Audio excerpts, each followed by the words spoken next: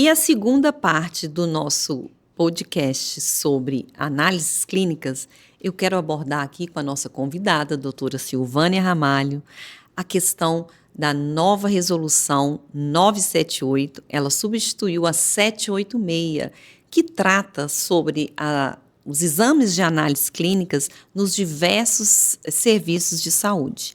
Então, são muitas dúvidas, muitos questionamentos. Então, doutora Silvânia, muito obrigada por estar aqui de novo comigo, né, colaborando na divulgação e na informação sobre as análises clínicas. E esse é um tema que tem aí trazido até um certo desconforto para alguns, outros acharam bons. Eu confesso, né, que eu também tenho algumas dúvidas e eu queria que você explicasse um pouco para a gente, de uma forma didática, que você sabe muito bem. Fala um pouco para nós sobre essa mudança, o que trouxe, quais os benefícios, o que você pode falar para nós sobre a nova resolução, que é a 978.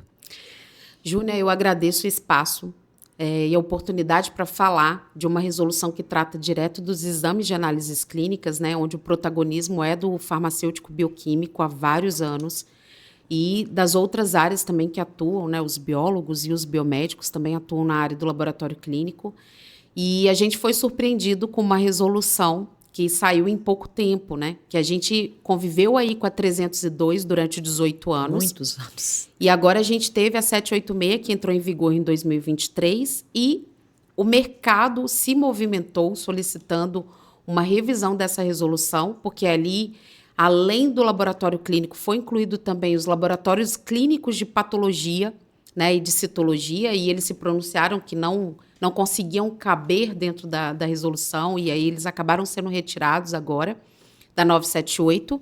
E aí os novos protagonistas que entraram nessa área, né, que são o serviço tipo 1 e o serviço tipo 2, que é o consultório isolado, o posto de coleta e as farmácias e drogarias. Então, assim, a gente foi pego de surpresa agora no mês de junho com uma resolução revisada e lançada no mercado com várias necessidades de nova revisão. Então, assim, o que a gente sentiu, né, no mercado de exames diagnósticos, né, de forma geral, é uma instabilidade e um risco de insegurança geral, tanto do mercado quanto a colocar o paciente em risco. Então, o principal risco que a gente tem é do nosso personagem principal nessa história, que é o paciente, que nos procura todos os dias para fazer os seus exames diagnósticos. Então, essa abertura de mercado para outros serviços que não têm a expertise do laboratório clínico gerou um desconforto enorme na classe e pela preocupação com o nosso principal ator aí no cenário, que é o paciente, né? Então, a gente tem várias fases dentro de um laboratório. A gente tem fase pré-analítica, fase analítica e fase pós-analítica. Tem o controle de qualidade que a gente participa. Tudo para garantir a qualidade e assertividade de todos os processos, né? Que é uma coisa muito séria. Exatamente. O farmacêutico bioquímico, ele é responsável por liberar um diagnóstico que vai mudar até a história de um paciente, de uma família. Eu quero muito falar aqui, antes de você continuar e pedir licença, que a questão de farmácias, né? Eu não gosto de falar drogaria, todo mundo já sabe disso, é um termo que está bem em desuso, tá? Nas farmácias comunitárias, né? As farmácias independentes, o que é feito, o que é para ser feito é o rastreamento em saúde, né? Porque tem até o teste de gravidez, que antes, né, com a caixinha, você falou da época o autoteste, né? O autoteste, né? Existe nos Estados Unidos autoteste até para Covid, ficou de chegar no Brasil, não sei como anda isso. Então, assim, o que a farmácia faz, o que o consultório farmacêutico faz é um rastreamento. Porque eu ressalto mais uma vez, exames salvam vidas. E exame de qualidade é no laboratório de análises clínicas. A gente tem até uma campanha em paralelo, além dos exames salvam vidas, as entidades científicas que representam a área, né, que é a SBAC e a SBPC, lançaram uma campanha em 2023, quando saiu a RDC, que é lugar de exame no laboratório. Por quê? Dentro do laboratório, a gente tem condições de analisar a amostra do paciente, dentro das suas diversas condições, soro, sangue total, plasma, urina, fezes e outros materiais biológicos, né? E tomar uma decisão por uma recoleta, uma repetição daquele exame, ou fazer uma análise ali de interferentes que não podem ser desconsiderados. Então, é por isso que a gente tem essa insistência em dizer que o lugar de exame é no laboratório, porque a expertise, o conhecimento e a bagagem está todo ali, e a gente já consegue identificar, através dessa bancada de todo dia, qual a necessidade especial ali de cada paciente de acordo com o comportamento da amostra dele. Porque depois que a gente faz a punção e leva para dentro, que eu até comento bastante assim, o paciente conhece da recepção para fora, ele não conhece o processo interno. A maioria das pessoas acabam não conhecendo. Então, depois que o paciente deixa aquela amostragem de sangue total, ela entra para dentro do laboratório e ela passa por processamentos e por tratativas para chegar no resultado e depois virar um laudo diagnóstico. Eu assisti um seminário essa semana, um painel, que discutia muito sobre a descentralização do atendimento, porque a gente também precisa cooperar, né, com as iniciativas públicas e privadas, porque depois da pandemia teve um gargalo muito grande de todos os diagnósticos que ficaram parados na época da pandemia, né, na época do Covid. Então, tem-se uma fila muito grande de diagnóstico em atraso. Mas eu preciso pensar, em primeiro lugar, na segurança desse paciente. Não é exame a qualquer custo ou exame a todo custo.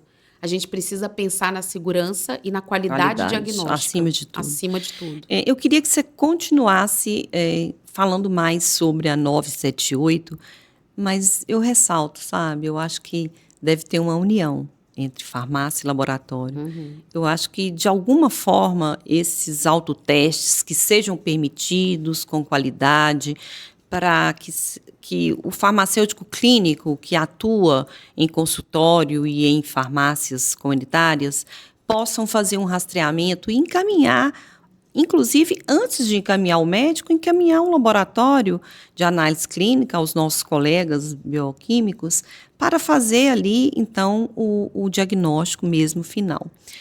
Então, nessa área, assim, de forma sutil, o que você pode falar sobre isso? E fale mais aí, eu quero deixar a palavra mesmo com você, antes da gente finalizar, sobre a questão da 978, porque está incomodando, assim, as perguntas a mim são recorrentes e eu busco ajuda nos universitários, gente. Uhum. Então, o nosso posicionamento dentro das análises clínicas é em relação a manter os exames laboratoriais dentro do ambiente do laboratório clínico. Lugar de exame é no laboratório, lugar de exame é no laboratório clínico e todos os exames salvam vidas. Então, a gente mantém esse posicionamento.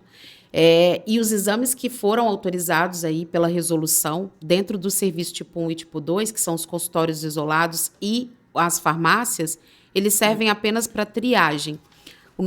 A nossa grande preocupação é com a segurança do paciente e principalmente com o risco que esses exames fora do ambiente laboratorial podem gerar numa população que vai seguir ali valor de referência. A gente já sabe que isso hoje já é um risco, mas seguir valor de referência numa consulta de triagem livre, num acesso que ele tem a um equipamento, às vezes um instrumento, né, um equipamento de simples avaliação diagnóstica. A gente tem dentro do laboratório grandes equipamentos com robustez para poder fazer análise e já considerar todos os intempéries que a gente tem à amostra, icterícia, tudo que vem, lipemia, tudo que vem agregado com esse material biológico do paciente. Então, o grande receio dos laboratórios clínicos é essa insegurança gerada pro material biológico analisado do paciente e para os laudos e tomada de decisão ali que acaba ficando insólita, né? O próprio paciente faz uma triagem e acaba fazendo uma triagem, às vezes, mal direcionada. Então, por isso que a gente sempre reforça essa importância do laboratório clínico na constituição do laudo e na formação do diagnóstico do paciente entregue de forma impressa, ali certificado por um profissional legalmente habilitado, com as competências para fazer essa avaliação do pré-analítico, analítico e pós-analítico.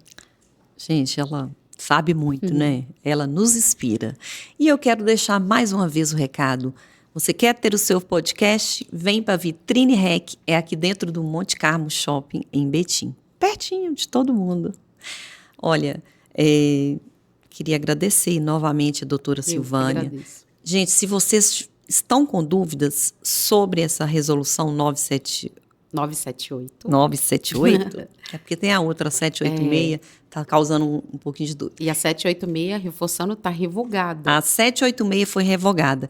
Então, a 978, que a doutora Silvânia trouxe algumas informações para nós, você pode deixar a sua dúvida aqui, que ela vai te responder. Ela é muito acessível, procure ela também no Instagram dela. Fala seu Instagram, doutora Silvânia. Então, o meu canal de acesso é no Instagram, na conta Silvânia Ramalho, oficial. Lá também tem meu acesso no WhatsApp e por e-mail. Se você tiver alguma dúvida em relação a 978 ou dentro das análises clínicas, quiser algum aconselhamento ou alguma consultoria, eu fico à disposição. Ela arrasa, então deixa aqui sua dúvida, mas procure também a doutora Silvânia no Instagram, no canal dela, ela deixou todo o caminho aí. Queria agradecer mais uma vez. Muito obrigada. Ressalto a vocês que exames salvam vidas. É o olhar atento do farmacêutico bioquímico ali que traz o diagnóstico correto. Muito obrigada e fique conosco. Assista, compartilhe, deixe sua dúvida. Toque o sininho, né, para ouvir os novos episódios. Obrigada.